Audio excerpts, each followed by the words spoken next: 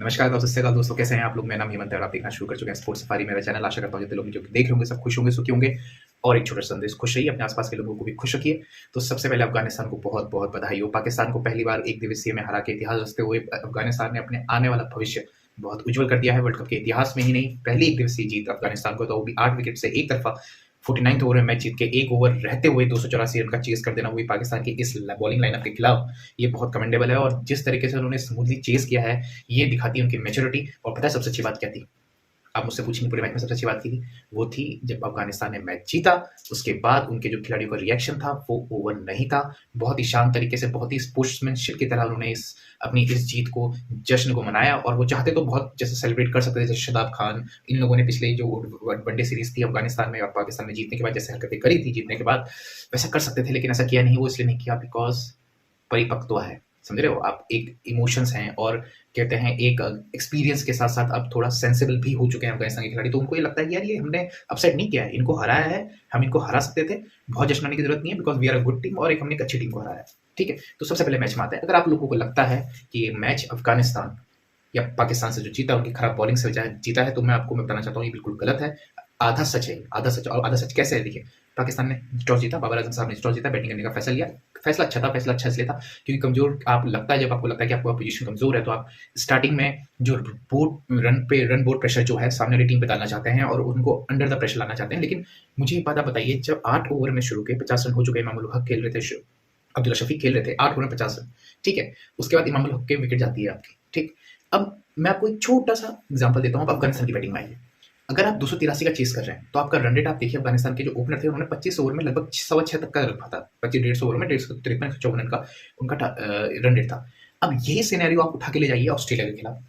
यही अब्दुल्ला शफीक, यही इमामुल हक के खेल रहे थे पाकिस्तान की तरफ से, 380 370 रन का ही चेस कर रहे थे ऑस्ट्रेलिया के खिलाफ और 6 के रन रेट से ही खेल रहे थे, ठीक है। अब आप लोग कहेंगे इसमें क्या बड़ी बात है, तो मैच हो गया। वो बड़ी बात इसलिए है भाई साहब, देखिए, अगर आप 280 का रन चेस कर रहे हैं, अगर आप 6 के रन रेट से स्टार्टिंग में जा रहे हैं, तो इससे क्या होता है, जब आपके विकेट गिरते हैं तो आपके जो नीचे के बल्लेबाज मिडिल ऑर्डर, उस पर इतना प्रेशर नहीं पड़ता है, वो अपना समय ले सकते हैं, जो कि रहमान शाह ने लिया, ठीक। और जो कि उनके मिडिल ऑर्डर बैट्समैनों ने लिया, ठीक। इब्राहिम जादा ने अपना समय लिया क्योंकि गुरबाज इतनी अच्छी इनिंग्स खेल रहे थे, इतने अच्छे पेस पे खेल रहे थे, तो उन्होंने ये मौका दिया अपने दूसरे खिलाड़ियों को कि वो अपना समय ले सके। और कहते हैं हसमत शाह जैसे उनके बल्लेबाज, उन्होंने अपना समय लेके इस टारगेट को अचीव किया। अब यही सिनेरियो आप देखिए, बहुत वाह लुटी कि भाई इमामुल हक ने इतना अच्छा खेला, अब्दुल्ला शफीक ने इतना खेला। देखिए, इनकी इंटेंट नहीं है, मैं आपको बता रहा हूँ। इमामुल हक जो खेलते हैं ना, वो अपने रनों के लिए खेलते हैं, और इसमें मैं इंक्लूड करूंगा बाबर आजम को भी। अब पूछिए क्यों? ऑस्ट्रेलिया के चेस में अगर आप देखिए, अगर आप 370 के रन रेट से खेल रहे हैं, तो शुरू के 10 ओवर में आपके पास दायरे में सिर्फ 2 खिलाड़ी ही बाहर रह सकते हैं 30 यार्ड के। उसका मैक्सिमम यूटिलाइजेशन आपको करना पड़ेगा, ठीक। बाउंड्री आप लेकिन डॉट बॉल ज्यादा होंगी, डॉट बॉल से ज्यादा होंगी क्योंकि फील्डर सब अंदर रहते हैं। लेकिन अगर डॉट बॉल ज्यादा है तो शॉर्ट परसेंटेज, चौथा 4 और 6 के शॉर्ट परसेंटेज ज्यादा होने चाहिए थी। लेकिन आज भी आप देखिए, सबसे मजेदार बात देखिए, आज जब पावर प्ले के अंदर अब्दुल्ला शफीक ने छक्का मारा नवीन उल हक को, बाबर आजम, मोहम्मद रिजवान डगआउट में बैठे हुए हंस रहे थे। आप पता वो हंस क्यों रहे थे? क्योंकि ये शायद 1 साल के बाद ऐसा है जब पाकिस्तान ने अपने पावर प्ले में छक्का मारा है। तो यार आप ये बताइए, ये बात अब्दुल्ला शफीक को शायद पता हो ना हो, लेकिन पूरी पाकिस्तान टीम को ये बात तभी ये लोग हंस रहे थे, मोहम्मद रिजवान और आपके कप्तान बाबर आजम। उनके लिए ये था, वाह यार क्या हो गया, ये क्या कर दिया इसने, छक्का मार दिया पावर प्ले में, हमने छक्का मार दिया।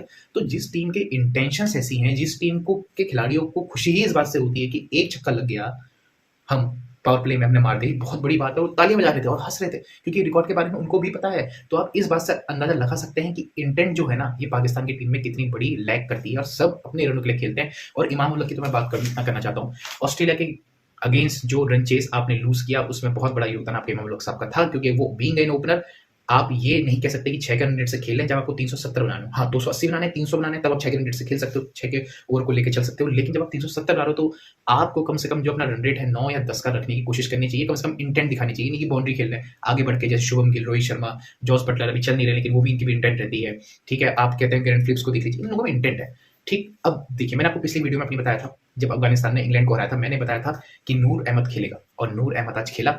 और चेन्नई की पिच में थी, इसे नहीं खेला। नूर अहमद को इसलिए खिलाया गया क्योंकि कुलदीप यादव के अगेंस्ट इन्होंने देखा है, बाबर आजम, मोहम्मद रिजवान, ये सारे जो खिलाड़ी हैं इनके, ये कितना ज्यादा स्ट्रगल करते हैं। एक कहते हैं ना मेंटल सेटबैक है इनका अगेंस्ट लेफ्ट आर्म स्पिनर, वो भी लेग अप, ठीक, चाइना में।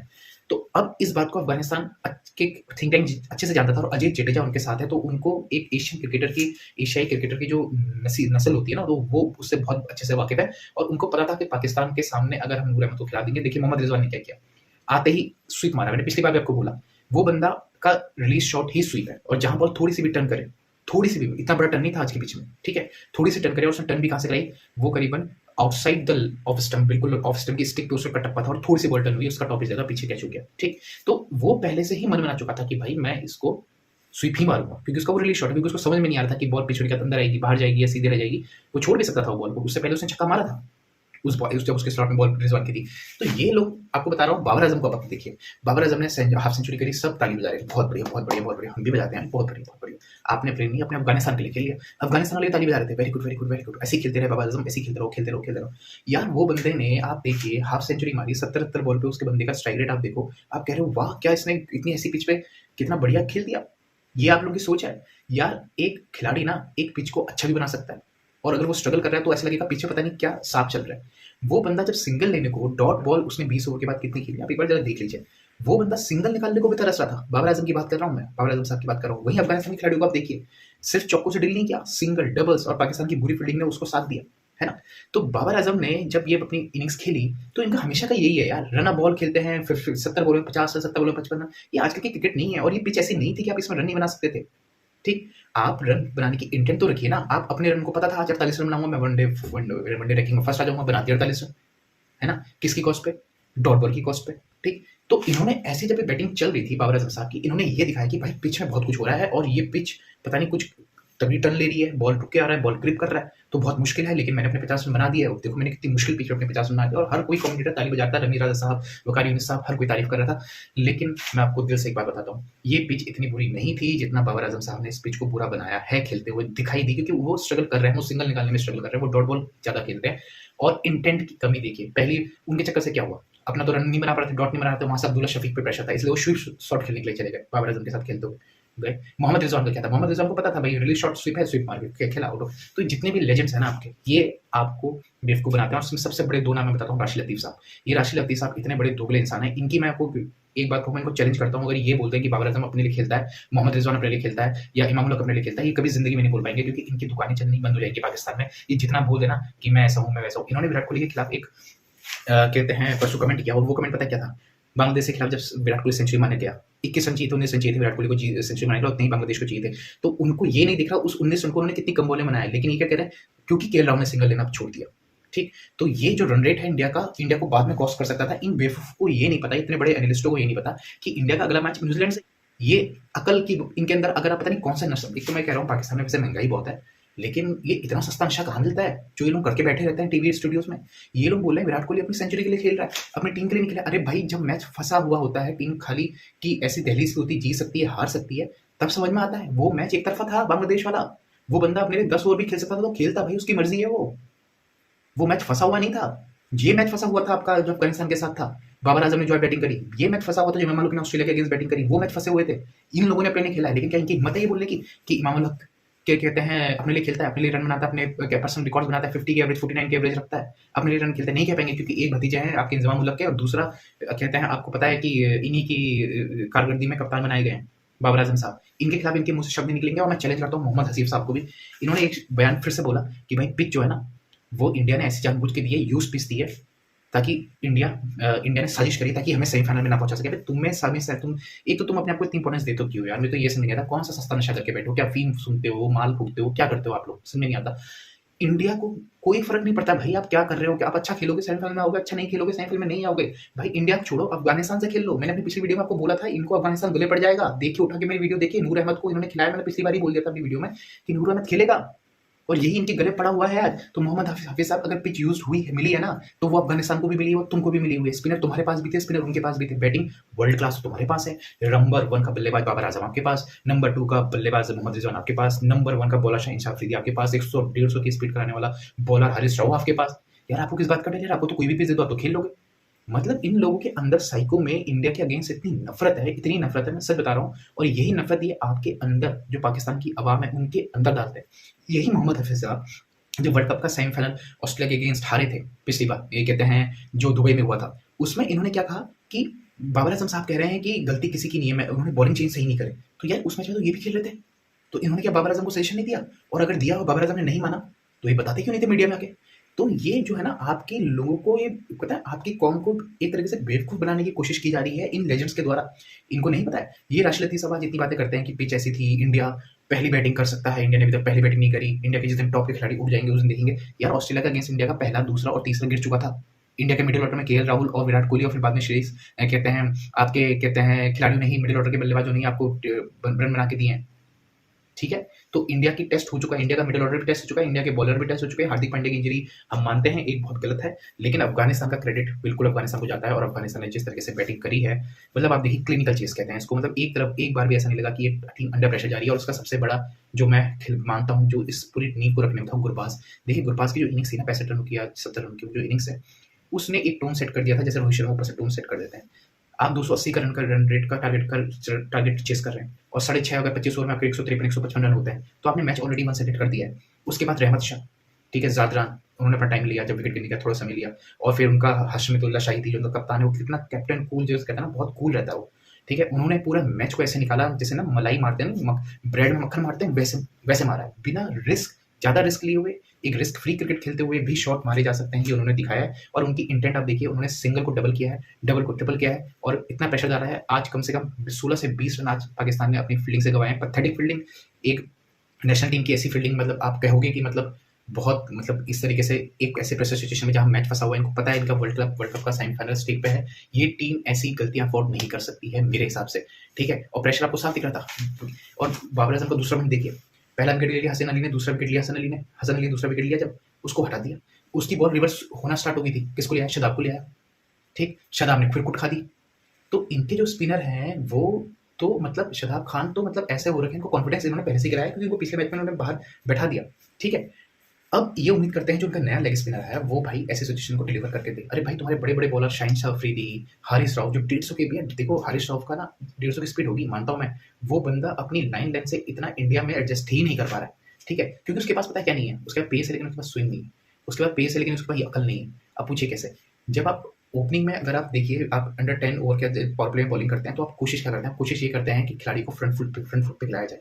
ठीक है, आप फ्रंट फुट पे नहीं खिला रहे हो उनको, आप pick of the length bowling कर रहे हैं, ठीक है, क्योंकि आपका पेस है, आपको लगता है बाउंसर मार दूंगा ये हो जाएगा, लेकिन आप ये भूल जाते हैं 30 गज के दायरे में सिर्फ 2 खिलाड़ी बाहर रह सकते हैं। अब ये बैक ऑफ द लेंथ रखने के चक्कर में इनकी कुछ बैक ऑफ द लेंथ बॉलें ऑफसाइड द स्टंप हो जाती है, जिसमें बैट्समैन को रूम मिल जाता है। और गुरबाज ने क्या क्लासिक शॉट्स मारे हैं इनको आज, बहुत प्यारा।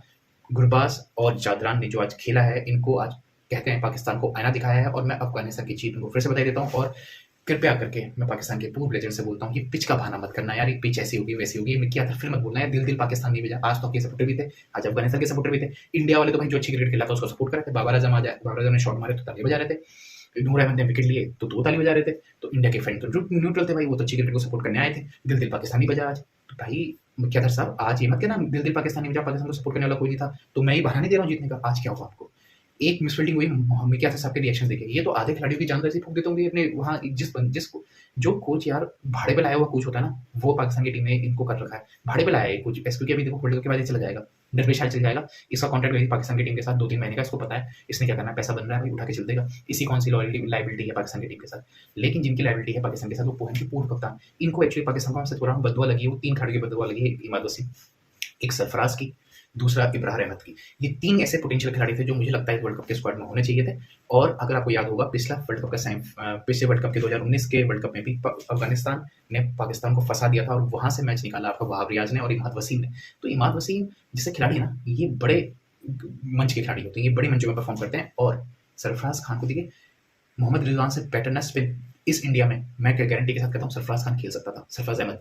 ठीक है, सरफराज सबसे बड़ी बात, एक तो कप्तान भी रह चुका है तो उसको सही की पता है, दूसरा वो विकेट कीपर इतना शानदार है ना, वो बॉलिंग में फील्डिंग में सेट करते हुए ही आपके कितने एंगल काट देता कि आपको जो रन बनाने के चक्कर में आपकी जो मिस फील्डिंग हो रही है ना, वो फील्डिंग पोजीशन का जो ये सर में बाबर आजम लेके चलते रहते हैं ना, कैप परेशान दिखे रहते हैं, होश हवास बिल्कुल गायब रहते हैं इनके, वो कम से कम वो कम हो जाता सरफराज से बात रहते हुए। लेकिन क्या कह सकते हैं, और स्पिनर में यार आप देखिए इब्रार रहमान जैसे खिलाड़ी को उन्होंने बाहर रखा है, जिसने श्रीलंका में इतनी अच्छी परफॉर्मेंस दिखाई, जिसने पीएसएल में इतनी अच्छी परफॉर्मेंस दिखाई। इनको खिलाड़ी बोलते हैं कि इनको पिक करना हाथ से इतना आसान नहीं है, क्योंकि ये एक तरीके से वरुण चक्रवर्ती अगर आपने देखा उससे थोड़ा सा पेस करते हैं, और इनकी जो रॉन्ग वन है जैसे हम कहते हैं अंदर आती है, वो बॉल पिक करना आसान नहीं होता हाथ से।